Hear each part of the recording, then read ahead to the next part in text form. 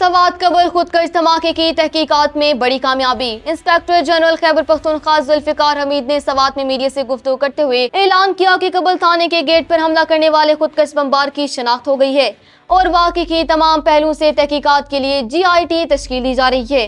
تفصیلات کے مطابق سوات میں ذرائع ابلاغ سے گفتگو کرتے ہوئے IGKP ذوالفقار حمید نے بتایا کہ قبل تھانہ بم دھماکے کی جامع تحقیقات کے لیے جوائنٹ انویسٹیگیشن ٹیم قائم کی جا رہی ہے۔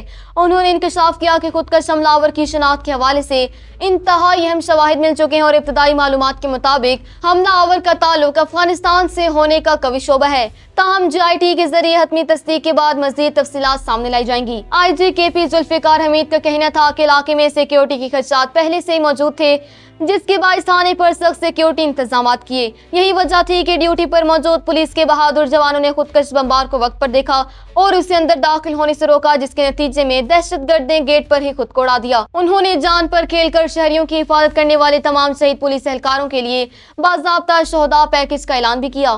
دہشت گردی کے خلاف فورسز کے عزم کو دہراتے ہوئے IGKP نے کہا کہ خیبر پختونخوا پولیس کے پاس جدید ترین اسلحہ موجود ہے، جس میں مزید بہتری لائی جا رہی ہے۔ انہوں نے واضح کیا کہ دہشت گردوں کی مختلف گروپوں میں تشکیل ہوتی رہتی ہے اور وہ ایک جگہ قائم نہیں رہتے، لیکن پولیس اور سیکیورٹی فورسز ان کا مسلسل پیچھا کر رہی ہیں۔ انہوں نے عزم ظاہر کیا کہ صوبے میں دہشت گردوں کو کسی بھی صورت دوبارہ منظم نہیں ہونے دیا جائے گا اور ان کے خلاف بلا امتیاز کارروائیاں جاری رہیں گی۔